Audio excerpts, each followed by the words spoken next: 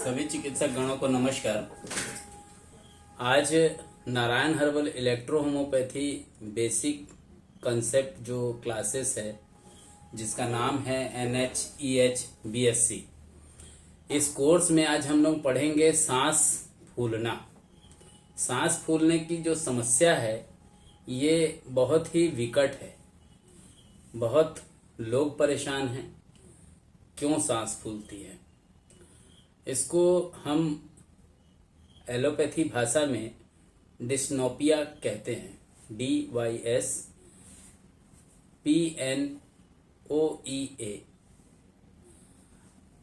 पढ़ाने के प्रारूप को मैंने आज से बदला है।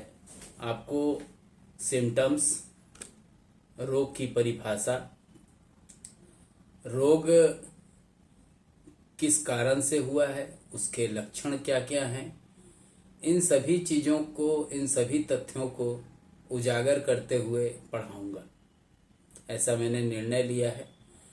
बेसिक क्लासेस उन चिकित्सकों के लिए बहुत ज़्यादा लाभदायक है जो क्रूड के चक्कर में या D3 के चक्कर में नहीं पढ़ते, जो नए हैं और जो सीखना चाहते हैं उनके लिए लाभदायक है।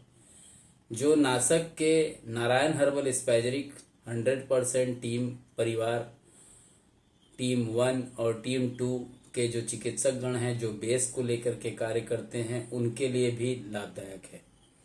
तो ध्यान दीजिएगा, क्योंकि आने वाले भविष्य में मैं इस पे पुस्तक भी लिखूंगा। नाम होगा आधुनिक इलेक्ट्रो होम्योपैथी पेटेंट चिकित्सा चार्ट्स। आज हम इसमें पढ़ेंगे सांस फूलना। अन्य नाम कष्ट श्वास डिस्पीनिया, श्वास अवरोध, कठिन अथवा श्रमपूर्ण श्वास,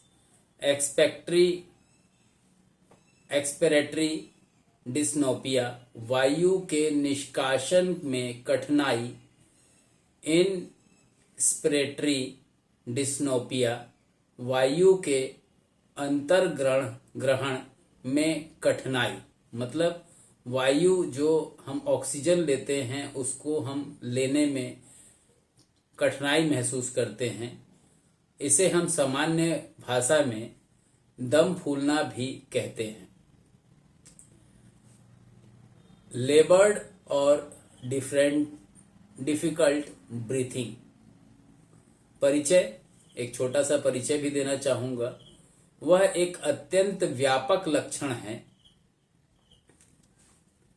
जो भिन्न रोगों के परिणाम स्वरूप उत्पन्न होता है।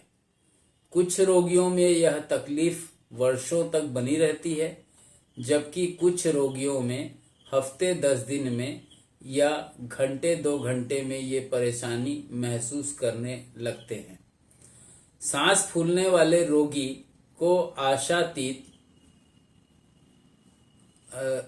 सांस फूलने वाले रोगियों को अतिशय कष्ट होता है। उसे किसी से बात करने से भी कष्ट महसूस होता है। कुछ रोगी लेटने पर सांस की शिकायत करते हैं, जबकि बहुत से रोगी अधिक चलने पर या सीढ़ियों पर चढ़ने में या मेहनत का कोई कार्य करने में ऐसी शिकायत करते हैं। चिकित्सा की जनरल प्रैक्टिस में ऐसे अनेक रोगी आते हैं जिसकी किसी न किसी कारण से सांस फूलती है। मतलब हम बात करते हैं लैक्षणिक रोग के प्रधान के कारण और सामान्य मिलने वाले लक्षणों में भी। तो दोनों के बारे में बात करूंगा। पहले बात करता हूं लैक्षणिक रोग के प्रधान कारण क्या क्या हो सकते हैं। फेफड़े में द्रव हो, प्लूरिसी हो, हृदय आवरण के ऊपर द्रव एकत्र हो गया हो, कार्डियोमेगेली हो, हार्ट फेलियर हो, हार्ट का जो वाल्व होता है, 4 वाल्व होते हैं, अगर उनमें किसी प्रकार की कोई खराबी आ गई हो, तो ब्रोंकियल अस्थमा हो, दमा जिसको आप कह सकते हैं, इस्नोफीलिया हो सकता है, पेशेंट को पानी से डरता भी हो, ऐसा भी हो सकता है। क्रोनिक ब्रोंकाइटिस हो सकता है, निमोनिया हो सकता है, फेफड़े की टीबी, पल्मोनरी ऑफ ट्यूबरकुलोसिस भी हो सकता है, फेफड़े की झिल्ली में किसी प्रकार का द्रव आ गया हो, प्लूरिसी हो या प्लूरल इन्फ्यूजन जनरेट हो गया हो, फेफड़े की झिल्ली में हवा एकत्र हो जा रहा हो, पल्मोनरी एबोलिज्म हुआ हो, हृदय की दुर्बलता हो, फेफड़े की दुर्बलता हो, किडनी की खराबी हो, लीवर व पाचन क्रिया की गड़बड़ी हो, किसी भी रोग के अधिक कष्ट की स्थिति उत्पन्न हो रही हो, मानसिक कलेश या डिप्रेशन में पेशेंट हो, कभी कभी ऐसा भी डिप्रेशन के पेशेंट में भी आता है, भय या चिंता हो, शरीर में उत्पन्न किसी विशिष्ट विष, हिस्टामिन एक मॉडर्न मेडिसिन का जेनरिक नेम है, इसकी प्रक्रिया के कारण भी होता है। ये लाक्षणिक रोग के प्रधान कारण हैं। सामान्य मिलने वाले लक्षण क्या होते हैं वो भी देख लीजिए, आप लोग को बताता हूं। सांस फूलने के अतिरिक्त कुछ रोगियों में निम्न लक्षणों की भी शिकायत करते हैं, जैसे दुर्बलता, भूख की कमी, भूख न लगना, कब्ज, खांसी जुकाम, कफ या बलगम आना, कभी कभी खांसी के साथ में खून आना, श्वास क्रिया में सीटी की आवाज आना, पैरों अथवा सिर में, शरीर में कहीं सूजन होना, छाती में दर्द उठना, पसलियां चलना, छाती के अंदर ऐसा महसूस होना जैसे कोई जकड़ लिया हो, छाती में जकड़न आ रही हो, एनीमिया हो, खून की कमी हो, कफ का ठीक प्रकार से बाहर न निकल पाना भी एक कारण हो सकता है।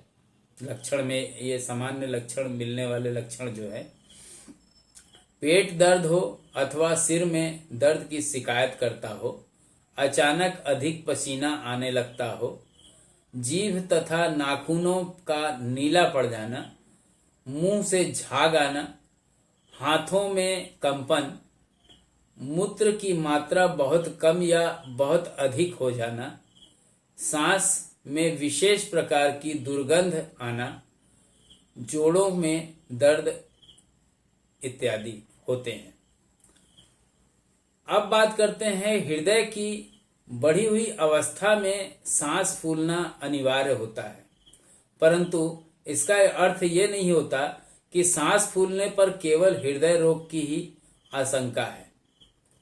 श्वास तंत्र के रोगों के कारण भी सांस फूलता है। सामान्यतः अधिक परिश्रम करने पर कष्ट श्वास होता है, परंतु हृदय रोग के रोगियों में हल्की सी भी परिश्रम, अधिक की बात नहीं हो रही है, थोड़ी सी भी, अल्प भी हो, अल्प परिश्रम से ही अथवा बिना परिश्रम के भी सांस फूल सकता है। सांस फूलने के कारण को मैंने इस प्रकार से निर्देशित किया है, ध्यान पूर्वक सुनिएगा और लगे तो लिख लीजिएगा। हालांकि आने वाले भविष्य में इसके ऊपर एक पुस्तक मैं जरूर लिखूंगा। ये सारी डाटा है मेरे अपने प्रैक्टिकल टाइम की, लगभग 7,493 डिजीज का डाटा है। शरीर की संबंधित या सामान्य कारण क्या क्या हो सकते हैं? पर्वतारोही हो, व्यायाम अधिक करता हो, उच्च ज्वार हो, हाइपर फीवर आया हो, एनीमिया हो।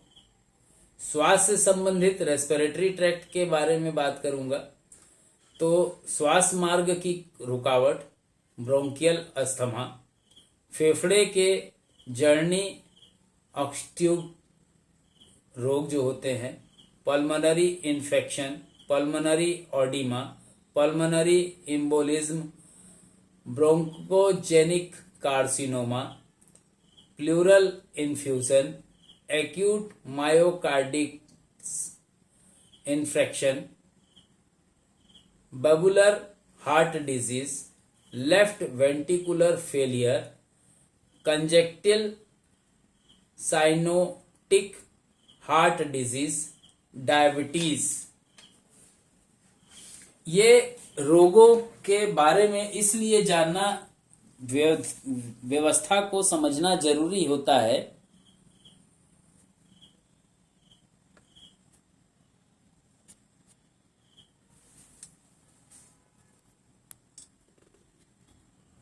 क्योंकि अगर आप नहीं समझेंगे, अभी नहीं समझेंगे कि डायग्नोस करने का मेथड, मेडिसिन के बेस को चलाने का मेथड, तो प्रॉब्लम होगा।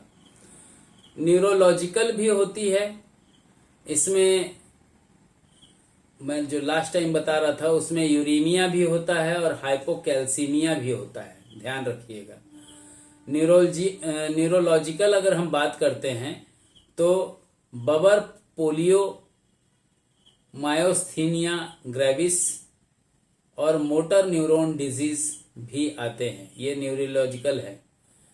अगर हम बात करते हैं तो मनोजात या हम बोले साइकोजेनिक जो पेशेंट होते हैं जिसमें मानसिक कलेश महसूस होता है या भय या चिंता आदि के रोग होते हैं, सिजोफ्रेनिया भी आता है इसमें।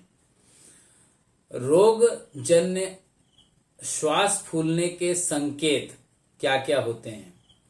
ब्रोंकियल अस्थमा, इसका प्रमुख लक्षण सांस में तकलीफ होना होता है। कुछ रोगी जुकाम और खांसी की भी शिकायत करते हैं।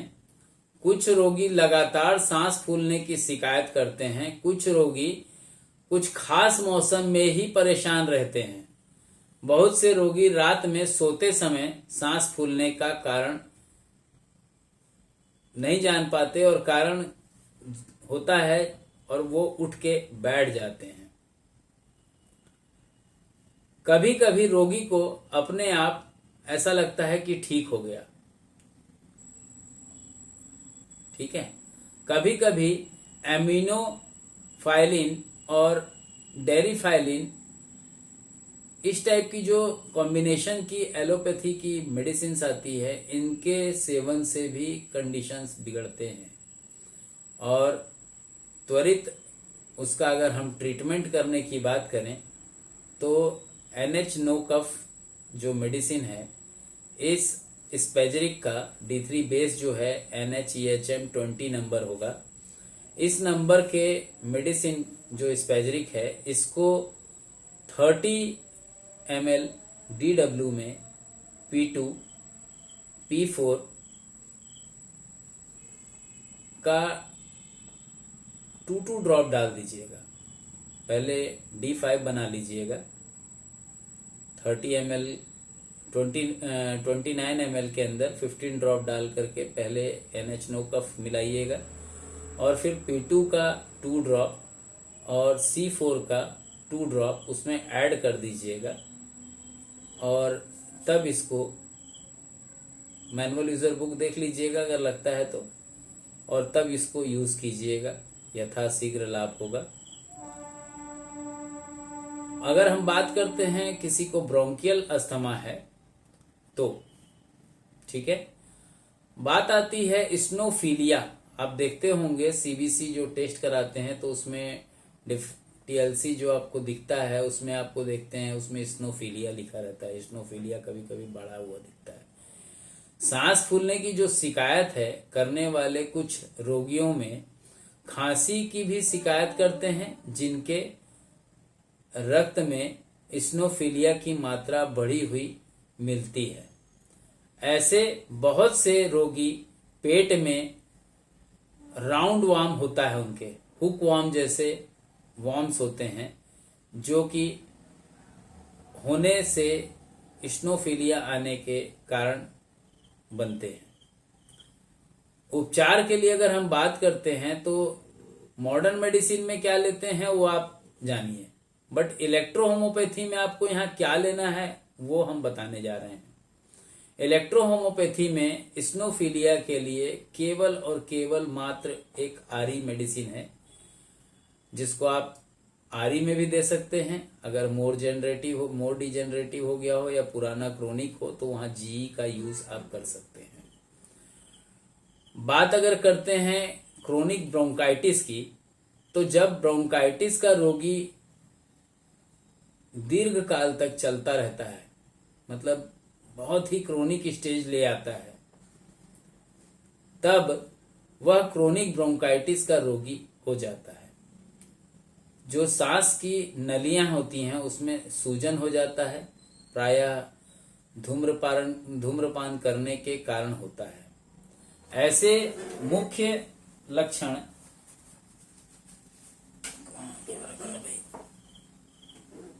जो मुख्य लक्षण होते हैं, बता रहा हूं, थोड़ा सा कुछ कर रहा था।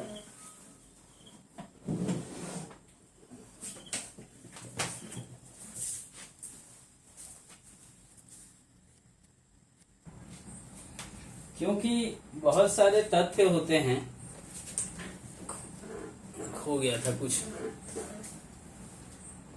बात ब्रोंकाइटिस की हो चुकी थी, ब्रोंकियल अस्थमा, स्नोफिलिया हो चुका है, क्रोनिक ब्रोंकाइटिस हम पढ़ रहे हैं। बीच में एक कॉल आ गया था विद्वान का, उसको अटेंड कर रहा था।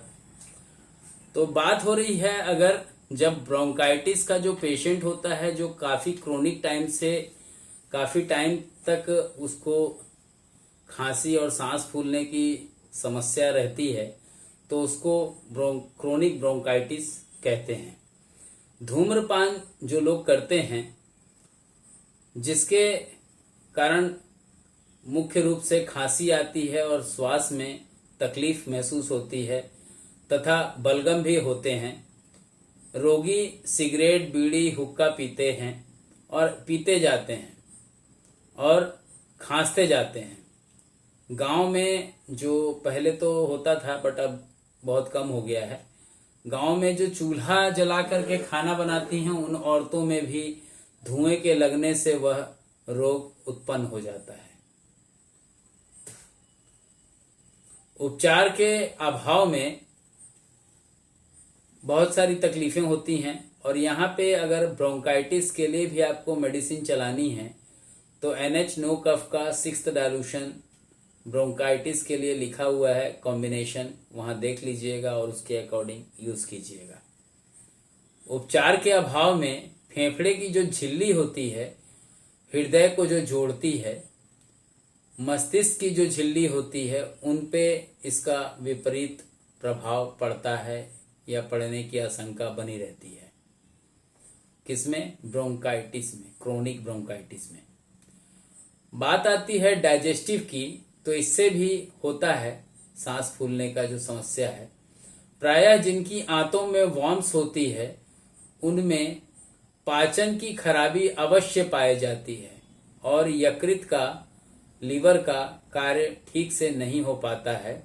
ऐसे रोगियों में प्रायः स्नोफिलिया की जो संख्या होती है वो बढ़ी हुई मिलती है, परंतु संख्या न बढ़ने पर भी पाचन की जो गड़बड़ी है वो बिल्कुल मिलती है, और जिनमें ये गड़बड़ी मिलती है उनमें दम फूलने की शिकायत लगातार मिलती है।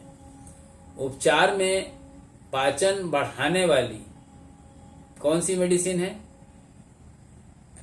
NHEHM2, NH हेप्टोनिक का 2nd डाइल्यूशन बना करके पेशेंट को 10 ड्रॉप आधा कप गर्म पानी में मिला करके 4 बार पिलवाइए।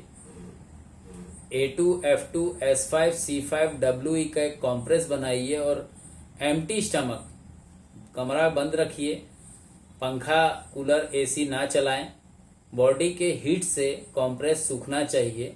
कॉम्प्रेस बनाने के लिए बाजार में बैंडेज या गॉज का जो क्लॉथ आता है उसको आप ले लीजिए, इतना बड़ा कटिंग कीजिए, लीवर पे लगाइए और 10-20 बूंद उसके ऊपर टपकाने के लिए बोलिए पेशेंट को। इससे होगा क्या? लीवर एक तरफ से मेडिसिन एब्जॉर्ब करके मजबूत बनाएगा अपने आप को, और जहां आप मेडिसिन के NH हेप्टोनिक का 2nd D2 जो आप देंगे उससे उसके भूख में भी इजाफा होगा, डाइजेशन अच्छा करेगा।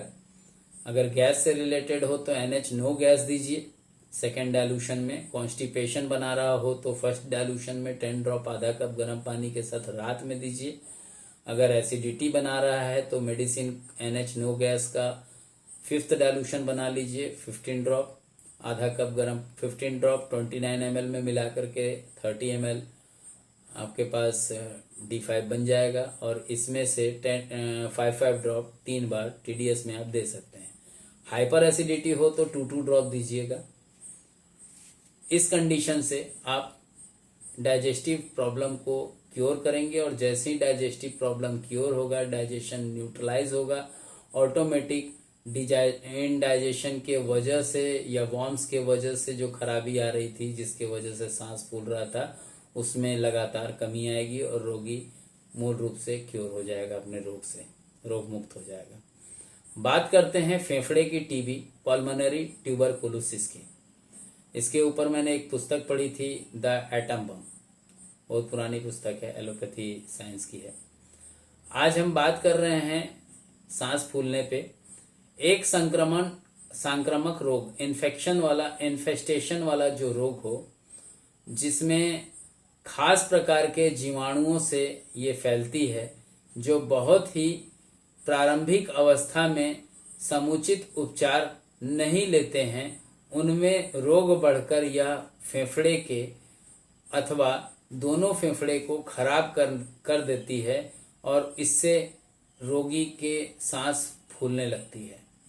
उपचार के लिए हम ऐसी अवस्था में कभी भी डाइल्यूशंस ध्यान में रखेंगे। 7th डाइल्यूशंस पीने के लिए और 2nd dilution chronic to chronic होगा, मोर डिजेनरेटिव होगा तो 2nd डाइल्यूशन एप्लीकेशन होना चाहिए और 5th डाइल्यूशन पीने के लिए देंगे। अगर 3rd डाइल्यूशन से जो लोग प्रैक्टिस करते हैं तो वो 2nd बनाएंगे, अपने आप 5th हो जाएगा। ठीक है। टीबी के रोगियों को रक्त की कमी अथवा हार्ट फेलियर की भी जटिलताएं हो जाती हैं, जिनमें सांस और भी अधिक फूलने लगती है। फेफड़े की झिल्ली के अंदर द्रव आना, मतलब प्लूरेसी या प्लूरल इन्फ्यूजन की बात हम कर रहे हैं। तो प्लूरेसी बहुत आम तौर पर देखे जाने वाला रोग है, जिसका मुख्य कारण टीबी है। लेकिन वृद्धावस्था में फेफड़े की झिल्ली में द्रव एकत्र होने से फेफड़े का कैंसर भी होता है। गुर्दा किडनी का जो रोग होता है, उसके कारण भी यह द्रव एकत्र हो जाते हैं। लीवर के डिसऑर्डर में भी ये एकत्र हो जाते हैं। ऐसे रोगी के मूल कारण का उपचार करने के लिए अथवा झिल्ली में एकत्र द्रव को भी निकालना पड़ता है। कैसे निकालें, क्या तरीका है? इसका आसान तरीका है NH liver palliative care. Bronchial related whole to whole disease के लिए एक्सटर्नल एप्लीकेशन के तौर पे, cytolycopenia, bronchial bronchogenic carcinoma, tuberculosis इत्यादि में इसका उपयोग एक्सटर्नल एप्लीकेशन के तौर पे आप कर सकते हैं। साथ में इसका जो कोर्स होता है करीब करीब 6 महीने का होता है मिनिमम में। बिल्कुल लीजिएगा, बीच में आधा अधूरा कोर्स मत छोड़िएगा। और नहीं, अगर ट्यूबरकुलोसिस की ट्रीटमेंट लेना चाहते हैं तो भारत सरकार डॉट्स के नाम से भी इसको फ्री ऑफ कॉस्ट में ट्रीटमेंट देती है। आप किसी सरकारी संस्थान से भी संपर्क कर सकते हैं। फेफड़े की झिल्ली में जब द्रव आ जाता है तो ऐसी अवस्था में NH नो कफ का 5th डाइल्यूशन और 8th डाइल्यूशन बहुत ही लाभदायक होता है, खास तौर पे जब रोगी की सांस फूलने लगती हो। बचाव के लिए टीबी की उपचार प्रारंभिक दशा में ही लेनी चाहिए थी, लेकिन नहीं ली गई हो। और कैंसर के बचाव में जो व्यक्ति धूम्रपान जितनी जल्दी हो कोशिश करें AFI DTN AFI STN देते हुए उस पेशेंट का धूम्रपान छुड़ाने में सहायक है ये। तो इस तरीके से फेफड़े की जो झिल्ली है उसके द्रव प्लूरिसी के बारे में भी आप लोग जान चुके हैं। फेफड़े की झिल्ली में हवा एकत्र हो जाना, ये कोरोना के टाइम पे बहुत मिलता था। छाती में चोट लगने से, फेफड़े की टीबी अथवा फेफड़े में अत्यधिक फैलाव से बनी गुब्बारे जैसी संरचना के फटने से फेफड़े से हवा निकलकर झिल्ली में एकत्र होने लगती है, जिससे रोगी को अचानक छाती में दर्द तथा सांस लेने में तकलीफ होने लगती है। बहुत से जो पेशेंट होते हैं उनमें यह हवा, मूल कारण क्या है, उपचार उसका करना चाहिए, उससे ये गायब हो जाती है। NH नो एब्सेस दे सकते हैं या A2S5C5GE दे सकते हैं। अब डायलूशन मत पूछना भाई, एक्सटर्नल में 4th और इंटरनल में 9th देना, ठीक है।